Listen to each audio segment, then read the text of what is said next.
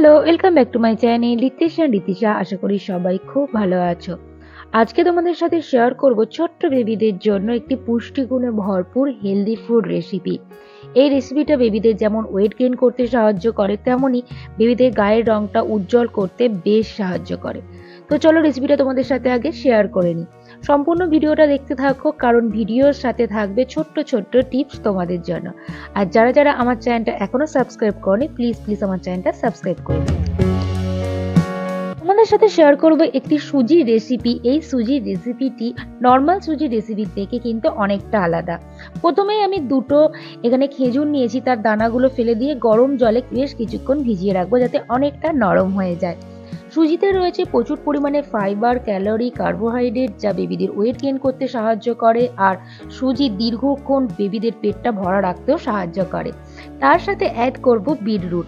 Beetroot কিন্তু super food. বিটরুটে রয়েছে vitamin A, vitamin B, C, K, potassium, magnesium, আর রয়েছে আয়রন। আয়রন থাকার জন্য বেবিদের ব্রেন ডেভেলপমেন্টে প্রচুর পরিমাণে হেল্প করে। আর এতে রয়েছে প্রচুর পরিমাণে ফাইবার, যা বেবিদের কোষ্ঠকাঠিন্যটাকে রোধ করে, হজম ক্ষমতাটাকে উন্নত করে। এছাড়াও এটা রোগ প্রতিরোধ ক্ষমতাটাকে বাড়ায়, বেবিদের ত্বকটা অনেকটা উজ্জ্বল করে। তো দেখেছো তো বিটরুটের প্রচুর গুণাগুণ। তো দেখো আমি খুব সুন্দর করে ছোট ছোট করে কেটে নিয়েছি। আর এর সাথে আমি অ্যাড করছি যে খেজুরটা ভিজিয়ে রেখেছিলাম, সেটা খুব সুন্দর করে আমি ওটা ব্লেন্ডারে দিয়ে ব্লেন্ড করে নিয়েছি। তো তারপরে একটা পেনেতে আমি দিয়ে দিয়েছি বাটার। তোমরা চাইলে ঘি বা সাদা তেল ব্যবহার করতে পারো।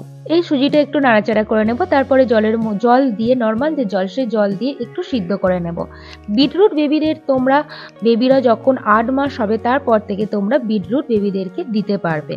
কিন্তু বেবিরা 1 বছর না হলে বেশ কিছু জিনিস দেওয়া যায় না, সেগুলো কিন্তু তোমরা অবশ্যই খেয়াল রাখবে।